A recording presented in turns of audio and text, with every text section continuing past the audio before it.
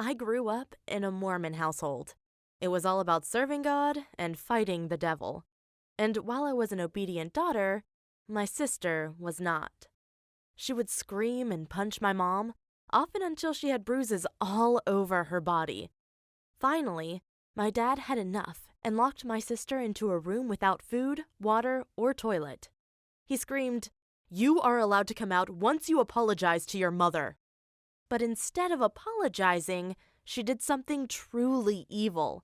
When I went into our garden the next morning, I found a cross standing on the grass with the name Charlie written on it. Charlie was our dog's name. Did something happen to him? I started panicking and screamed so loud that my dad came down. When he saw the cross, he whispered, "Your sister did this. She is possessed."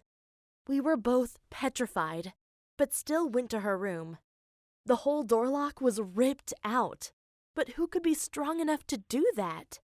My dad cautiously pushed the door open, and there she was, standing still, facing the wall. My dad said, "What have you done to our dog?" She slowly turned around and said, "I apologize." My blood froze. There was no life in her eyes. She wasn't human anymore. The next day, my sister was in the living room when she suddenly fell to the ground and started shaking rapidly and uncontrollably. My dad screamed, "She's possessed by a demon!" And then he put her on a chair and tied her up with tape. We were both terrified, and I could even hear my dad whisper, "We should burn her." But instead, he built a small wooden cabin in our garden and told my sister that it was her new home. It was the first time I'd seen my sister looking scared. But then she turned to me and said, You set me up. You killed the dog." I responded, "What? That's not true." And she said, "You will regret this badly." I probably should have gotten a knife or pepper spray to be able to defend myself, because when I got home from school the following week, my sister was waiting for me at the front door. She took me by my hair and said, "If you resist, I will only hurt you more." Then she dragged me into the forest next to our house. I knew I was gonna die, but I was too scared to fight her. After a while, she laid me down on the ground, and I saw reversed pentagrams carved into the trees around us. It was the symbol of the devil, and now I knew for sure that my sister was serving the devil. She pulled out some mushrooms and told me to eat them, but I thought they were poisonous, so I said, "No, please don't." She quickly got impatient and forced me to swallow them. At first, nothing happened, but after 20 minutes, everything changed. The trees around me started moving and my hands formed into claws. Faces of demons appeared all around me, and I thought I was trapped in hell. After hours of insanity, I finally heard a voice. It was my sister, and she screamed, "There she is! I told you she's been worshipping the devil!" I pulled my head up and saw my sister's and Dad's body, but they had the faces of demons, and one was even holding an axe. I crawled back, trying to escape, but one of them picked me up and brought me somewhere. It took me hours to get back to normal, but when I woke up, I was tied to a chair. My dad sat next to me and said, "What have you done to my daughter?" I responded, "What do you mean, Dad? It's me. I'm your daughter." He said, "How do I know?" And I responded, "My sister brought me into the forest and forced me to eat mushrooms. Afterward, everything turned into a nightmare. Trust me, I'm not a demon. But I saw her demon. It's living right under her face. It's evil and serves the devil."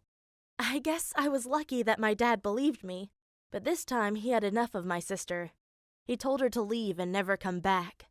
It was hard to see my sister getting kicked out. She was just a teenager and had nowhere to go. But luckily, I saw her the next day in school. And during recess, she even pulled me into the bathroom, gave me a slap, and stole all my money. The next day, our neighbors came to our house and said, "Hey, I just wanted to let you know that your daughter is now living at my place. She told me that you guys have kicked her out, and I think that teenagers shouldn't be living on the streets." My dad didn't say anything, but both of us were scared. Because my sister was living so close to us, she could come over any time to hurt us. But that never happened. I almost forgot about her until I saw that her belly had gotten bigger. She was pregnant. But pregnant by whom?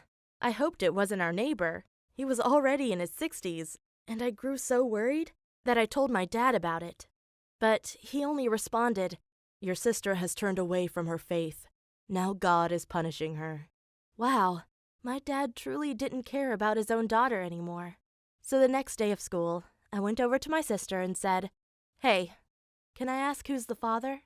She turned around, came close and said, "That's none of your business, sister." Then she pushed me so hard that I fell to the ground. But I wasn't mad at her. I started to wonder if we had made a mistake by abandoning her. I mean, now that I was older, I knew that demons didn't exist. One day, I even told my dad that I didn't believe in God anymore. Of course, he completely freaked out and accused me of all kinds of crazy things, saying I was serving the devil and stuff. And when I didn't back down, he gave me a 30-day period to move out. But by now I was already 18 and about to finish high school, so I took a loan, applied for college, and moved into my own place. It was nice, and I felt so free. But I couldn't forget about my sister and her baby. That's why I went to her and asked, "Do you want to move in with me?" She looked terrible, like she had been through hell. But to my surprise, she said, "Yes." I naively thought everything would be great. But my sister treated her daughter terribly. I guess I shouldn't have been surprised. I mean, she had killed our dog, but I still couldn't believe how mean she was to her baby. She often went a few inches close to her face and screamed, "Be quiet!" while also pinching her. It was really scary. I mean, who would do that to a baby? So I told her to stop it and treat her better. But she freaked out and screamed, "My daughter has it 1,000 times better than I did. She can be grateful I won't lock her into a small wooden cabin like my parents did to me." Maybe she was right. Maybe my family had treated her cruelly.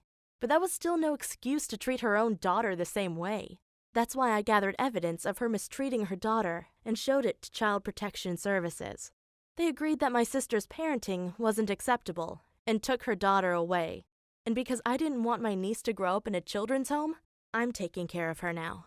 It's not easy being a mother while also going to college. But I'm not doing it for myself. I'm doing it for her. Hey, I'm Quentin, and this story starts in 7th grade when I insulted one of my classmates. I won't tell you the word I used, but it was a very bad word. And unfortunately, my teacher, Mr. Pesnick, was listening and gave me detention. I told him I was sorry, but I couldn't help it because I had Tourette's syndrome. I just watched that South Park episode where Cartman pretends to have Tourette's and insults everyone, and I figured it might get me out of detention. Well, Mr. Pesnick had never heard of Tourette's, so I had to explain that people with the syndrome can't always control what they say, so they sometimes say bad words at inappropriate moments. Of course he didn't believe I actually had Tourette's, but I skipped detention anyway, which is why he called up my parents. My dad picked up and I love my dad. He's the coolest guy in the world. And when Mr. Pesnick told him I'd claimed to suffer from Tourette's, my dad immediately said, "Oh, yeah, he does. We just got the diagnosis, and apparently he has a very strong form of the syndrome." His mom and I were devastated when we heard the news. It's really tragic. Suddenly, I had the freedom to say whatever I wanted, and I was going to make the most of it. When I walked into class the next morning, I saw Mr. Pesnick, I looked straight at him, and said a very unpleasant word. My classmates were shocked, and Mr. Pesnick went crazy. He said, "We're going to the principal now, and you're going to be expelled." But I just shrugged and said, "I have Tourette's syndrome, and if you expel me, my dad will sue you for discrimination of a mentally disabled person." Mr. Pesnick was speechless, because he knew I had the upper hand, and if he said one thing wrong, he might actually lose his job for mistreating me. For the next few weeks, I had fun insulting Mr. Pesnick, and at one point, he suggested that I should go to a special needs school, but I told him I'd rather continue to be one of his students.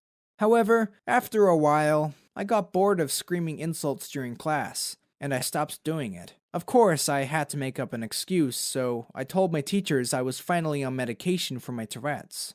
Looking back, I feel bad for faking my condition, because there are real people suffering from it. It was extremely immature. I lied about having a disorder just so I could get away with calling my teacher names. I've made a fool out of Mr. Pesnick and caused him a great deal of stress. If you've ever bullied someone like this, I want you to know it's not cool and it's not clever. I enjoyed the power I had over my teacher, but if everyone behaved like me, there would be a lot of jerks walking around. That's why I stopped doing it. And as soon as I graduate, I'll come clean and apologize to Mr. Pesnick, because what I was doing was inexcusable. I just hope he will accept my apology. Thank you for listening to my story, and please subscribe to this channel.